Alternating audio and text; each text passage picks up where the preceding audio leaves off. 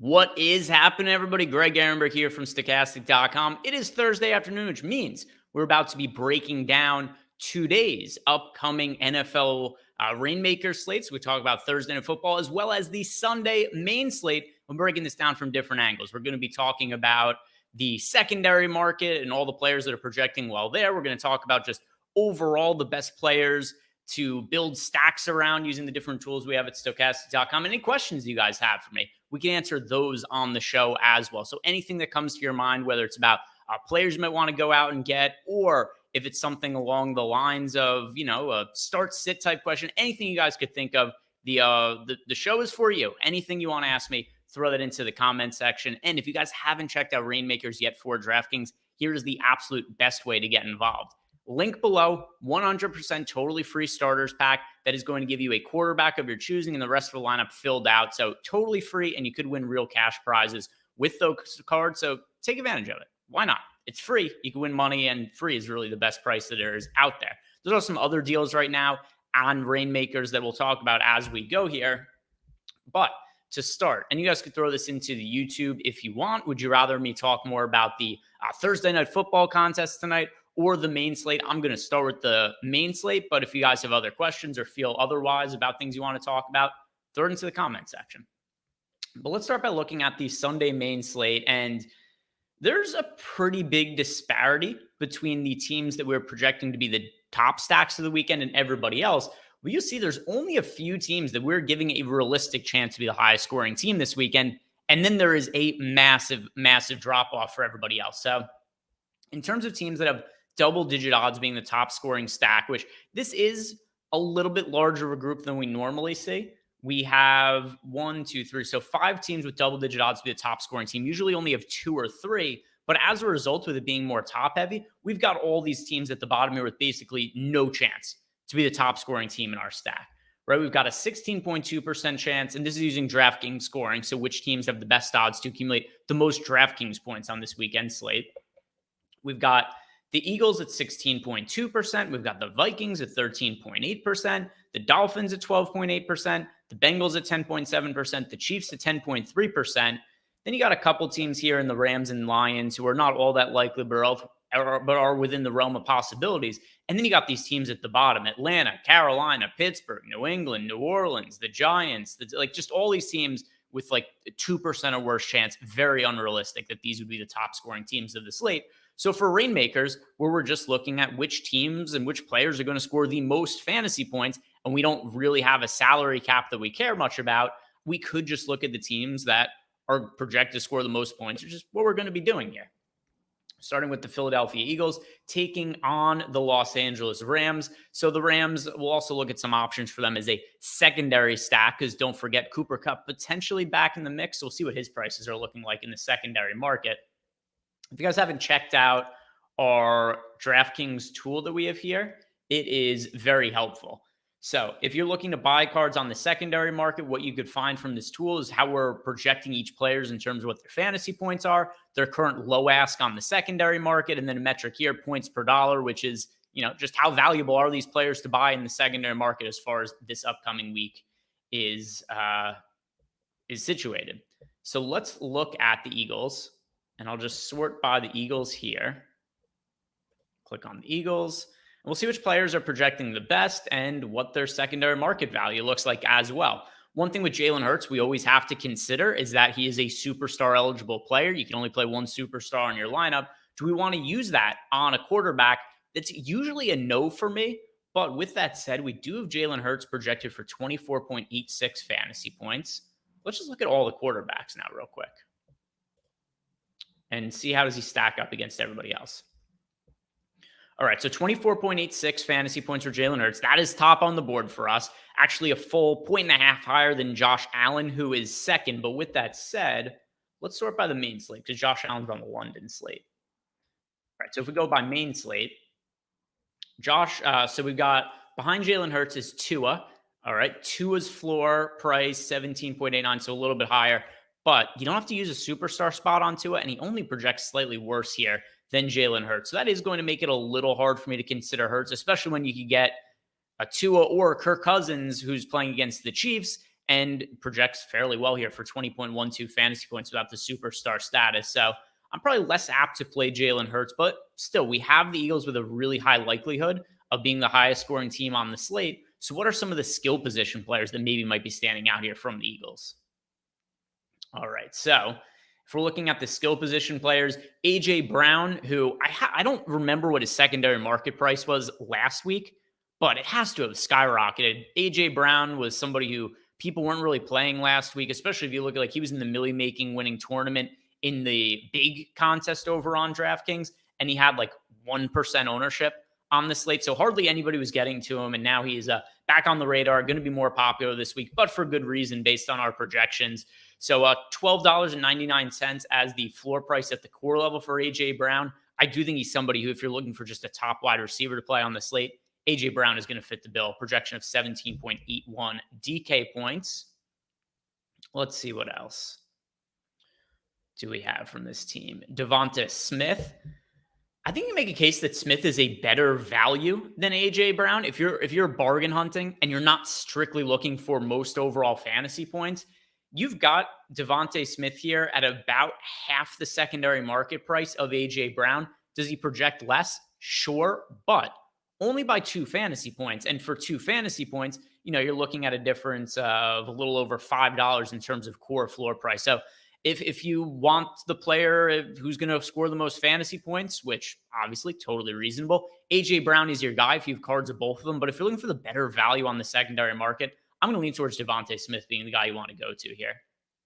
As far as DeAndre Swift goes in the backfield, he's going to be a little bit too expensive for me. It does seem like, despite the coach speak where they've told us that it's going to be a hot hand approach, it's going to be DeAndre Swift or it's going to be Kenneth Gainwell, depending who plays better.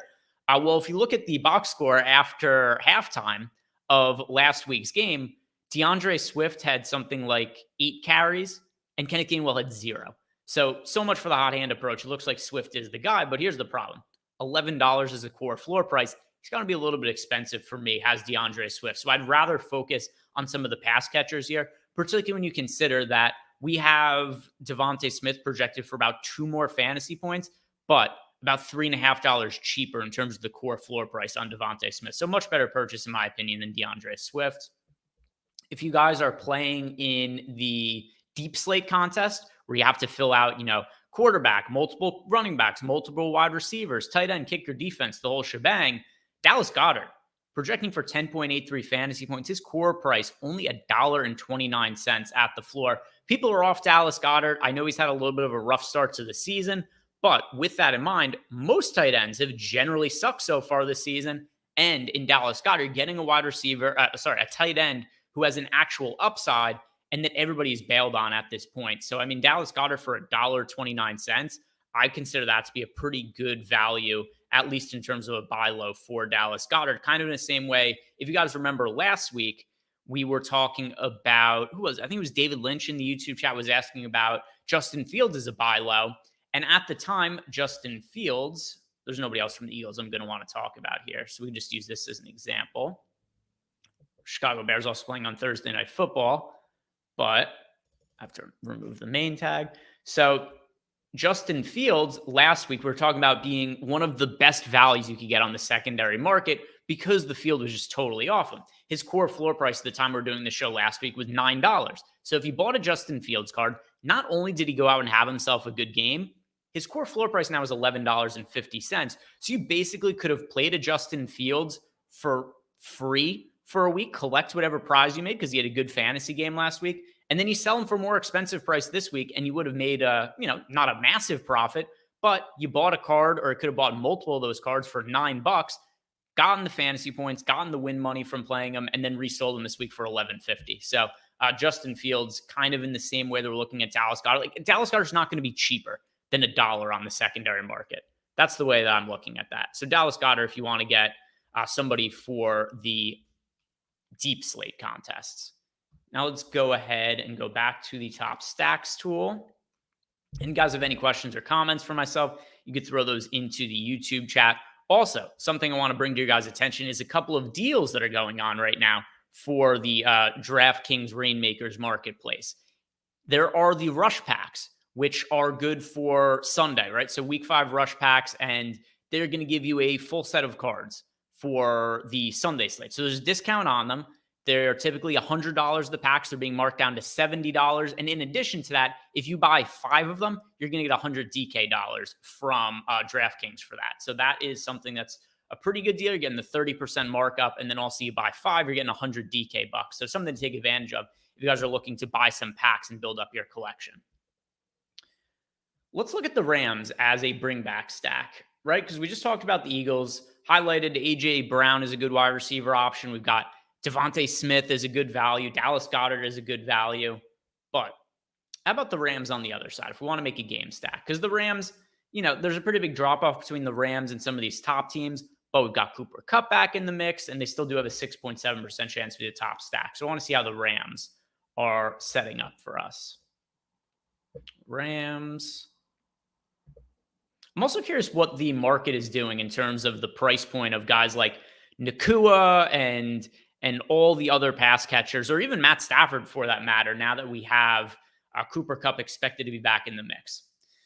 So something you'll notice about Cooper Kupp, only project for 13.11 fantasy points. You might be saying, well, that seems like a low projection for Cooper Kupp. And it typically is, but his first game back, he's not expected to be 100% close to it.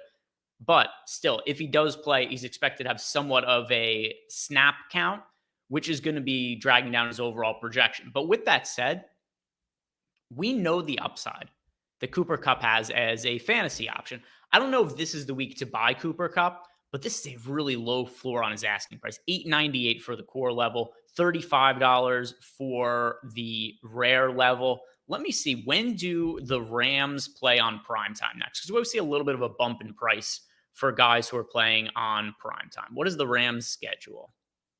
Rams schedule this year. All right, so this week, we know they're playing the Eagles. Next week, they play the Cardinals at home. That is a good matchup. Steelers at home, also a good matchup. Cowboys on the road. All right, shit matchup there. No primetime games actually until December 21st. So I was thinking of an angle of let's buy into Cooper Kupp right before an upcoming primetime game, but it doesn't have one of those. That aside, here's my expectation. Limited snaps for Cooper Kupp this week, but next week, I think we're going to see a full go version of Cooper Kupp, assuming he plays in some sort of limited fashion this week. With that in mind, if Cooper Kupp plays, he's on a snap count and struggles this week, go buy his cards if the floor price gets really low. Like if we start to see like $5, $6 Cooper Kupp cards listed for sale, buy those. At the very least, they're going to go up in price in a week or two, and it'll be an easy thing to flip there. So I think at both the core level and the rare level, Cooper Kupp, pretty good value right now to look at. As far as the other skill position players here, look at how expensive Kyren Williams has gotten. I can't. Like, he's a good play for just like DraftKings Classic contest. If you have a card of Kyren Williams, cool, go ahead and play him. But I can't advocate for paying, $17.77 for a core price or $69.69. Nice. That is the core, the rare floor price for him. So Kyren Williams, like if you have him, play him, but too expensive for me to buy him on the secondary market.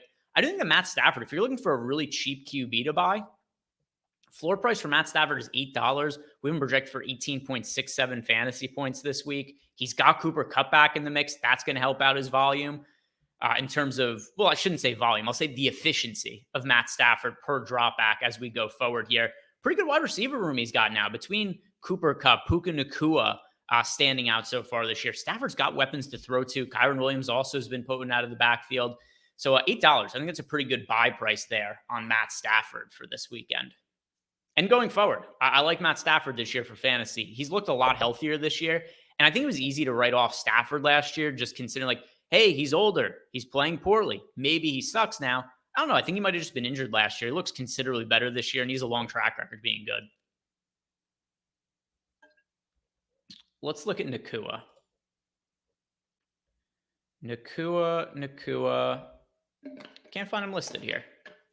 All right. So never mind. Won't go and look at him. So as far as the Rams go here, some interest in Matthew Stafford, Cooper Kupp, buy low for next week. Not somebody I'm massively interested for right now to play, though, just because of him expected to be on a snap count. All right, back to the top stacks tool. Let's see what is looking good from the Vikings against the Chiefs this week. One thing of interest here is that we do have the Vikings actually with a higher odds of being a top stack than the Kansas City Chiefs. Well, Why is that? Right? We know the Chiefs are favored. Chiefs are the better team. But with that in mind, we do have the Chiefs expected to run the football a little bit more than the Vikings. And the Vikings also, you're getting really concentrated fantasy points from this team. It's going to be Kirk Cousins. It's going to be Justin Jefferson. Maybe it's like Jordan Addison or KJ Osborne, but it's pretty easy to identify where the production is going to come from in the Vikings passing game.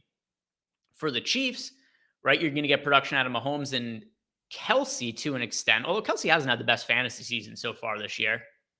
But then you start to look at the wide receivers, and it could be anybody that gets targeted as far as the pass catchers for the Chiefs. So a little bit higher, at least in terms of fantasy scoring, to focus in here on the Vikings. And let's see what's standing out from them for this week. And then we'll look at some of the superstars as well, because we already hit on a few of them. Justin Jefferson. Yeah, so Justin Jefferson, we have with a 23.44 fantasy point projection. I believe that's the highest we have for any skill position player this week. Let's see if that's the case. Is that the highest of anybody? Yes, it is. The only player on the entire slate that's projecting better than Justin Jefferson is Jalen Hurts, but a lot more opportunity cost to using your superstar spot on a quarterback.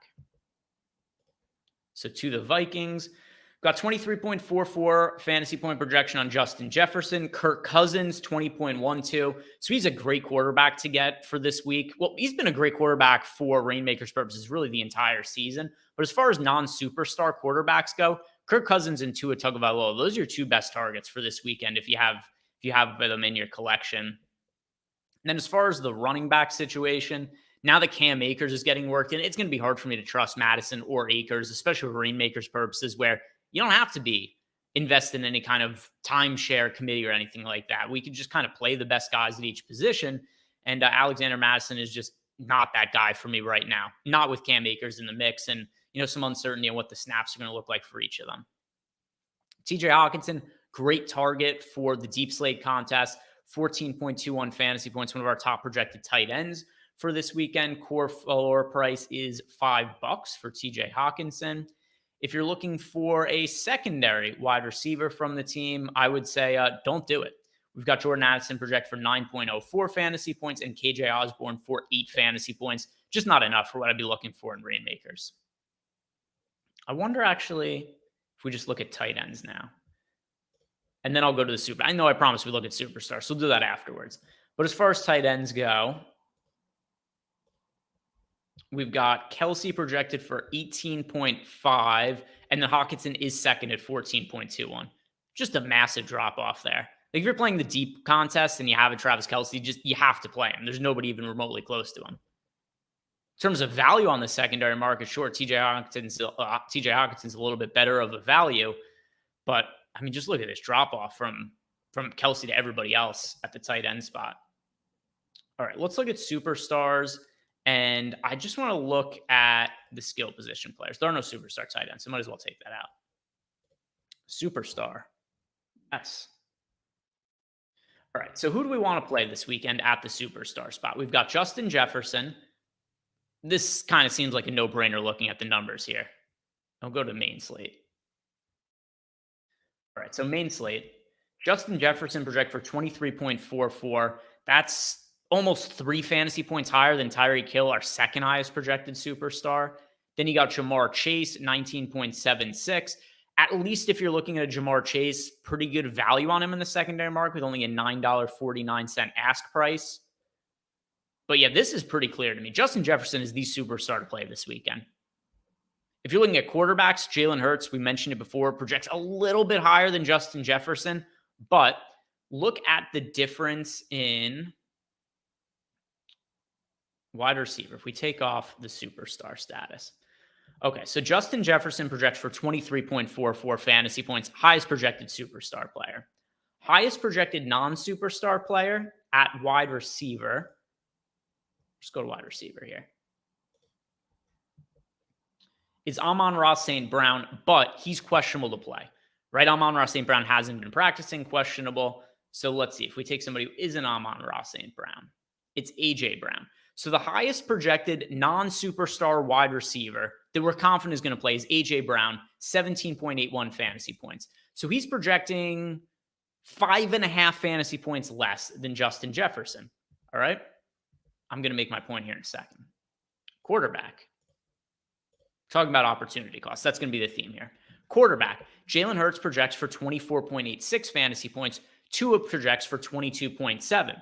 So if you are playing Jalen Hurts at the superstar spot and playing him at quarterback here, you're getting yourself 2 fantasy points more than Tua, the next highest projected quarterback. Whereas Justin Jefferson, compared to the highest projected non-superstar wide receiver, you're looking at 5.5 fantasy points. That's a pretty big projection difference, which is why just the opportunity cost of playing a superstar at QB, too steep for me. Go ahead and play Justin Jefferson as my preferred option, superstar, for this Sunday slate. I think that's the way you want to look.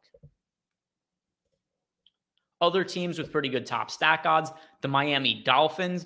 I mean, these guys' prices have to be just so exorbitant at this point on the secondary market. Maybe not Tyreek Hill just because of the superstar status that he has, where, you can only play one of them, which does suppress the price point to an extent.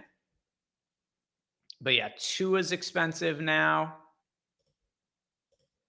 Tua's up to 17.89 as the floor price. You've got Tyreek Hill here at $15. Achane, who I don't know what the running back snaps are going to look like for Achane and for Mostert going forward, but they've both been studs. Achane last week, what did he finish for? Like 8 carries for 109 yards or like 9 carries for 109 yards, just ridiculous efficiency. And Mostert still has a core floor price of $9.55. So people are paying for Mostert. People are paying for Achane.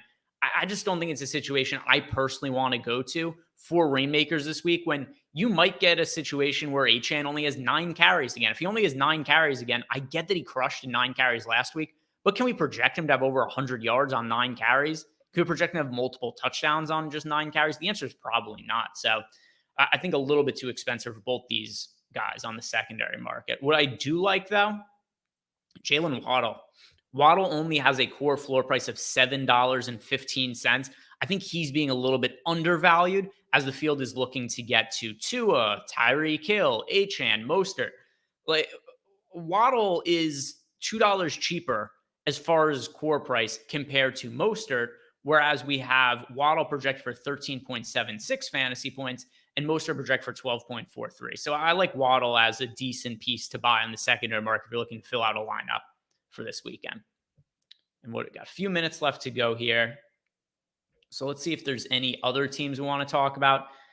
Not really in particular for me. We've got the Bengals and potentially in a good bounce back spot against the Cardinals. We saw Jamar Chase is cheap. I assume, yeah, actually, I'll look at them really quick. Joe Burrow has to have just seen his price plummet.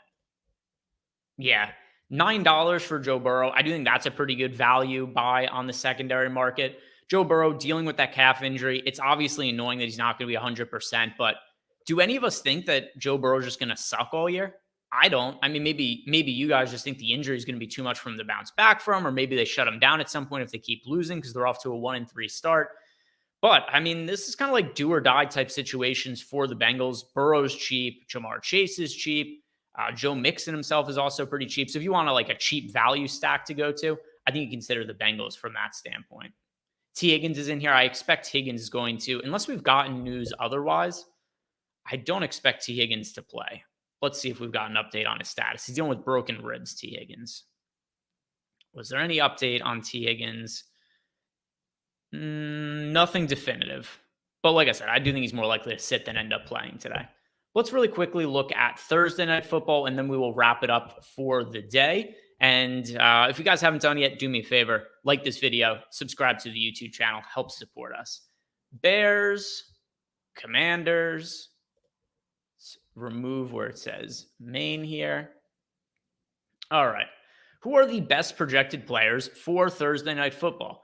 If you could only roster one player tonight, Justin Fields, probably the guy to go, the most commonly used player in the captain spot tonight. I expect to be Justin Fields, but for good reason. He is immense rushing upside. He's projected for 18.21 fantasy points. If you want to get a little bit different, maybe that's where Sam Howell could come into play, because I do think Fields is going to be more popular. Howell projecting slightly for less fantasy points than Fields, but nothing really too crazy. But there's very clear tiers here. Justin Fields, Sam Howell. They project quite a bit better than everybody else in this slate, followed by Brian Robinson as a third option. And then you start to get to Terry McLaurin, Khalil Herbert, DJ Moore here. In terms of the floor ask price and relative to our projections, like I think just because of what the projections are, you want to play Justin Fields, you want to play Sam Howell. You would like to play Brian Robinson, but I don't view him as a must in the same way that like Howell and Fields are, right? Like in terms of projection and points per dollar, Terry McLaurin is somebody who, especially if we're going to play both quarterbacks, we're going to look for some correlation there. I think that Terry McLaurin with a floor price of 668, that's somebody we want to be looking at here. And then as far as other players go, I mean, we've got a floor price here on Khalil Herbert for 365, but he's projected for 12.54 fantasy points. So I think Khalil Herbert is one of the best values you could get in this game. Points per dollar metric we have here, 343. How does that compare to other players who actually project decently? I mean, a lot better. We've got Dotson here, 454, but you are looking at him projected for about 2 fantasy points less. These are our 2 best looking values for tonight. Jahan Dotson and Khalil Herbert. Each of them project for double-digit fantasy points, and the field is kind of gravitating towards the same players. The field is rostering, and this is to me like a pretty good gauge of ownership. Who is higher low floor prices, because that's kind of like who the field is going on rostering. So the field is going to play Justin Fields. The field is going to play Sam Howell. The field is going to play Brian Robinson. And then it's a little bit more spread out past then, but still Terry McLaurin, 668, probably the next most popular. You getting anybody other than that? Oh, actually, never mind. DJ Moore, 749. So it looks like DJ Moore is going to be a little bit more popular in these contests tonight than Terry McLaurin. But I would rather play McLaurin than DJ Moore when you consider secondary market price, cheaper, and we're also projecting McLaurin for more fantasy points. So that's a little bit of a run through of everything we have to look out for tonight's contest. Thursday Night Football, Bears, Commanders. If you guys are playing it, or if you guys are watching the game, you're probably playing Rainmakers. You're probably playing DFS, probably betting on the game because you're not watching this game for fun. Not without money on it. No chance. It's not going to be the best game in the world, but anything is fun when you're building out lineups for DFS and whatnot. By the way, Vic David Figueroa is saying Herbert, Robinson, Fields, DJ Moore, Curtis Samuel. So I guess that's what he is playing for tonight. All right. I don't mind that.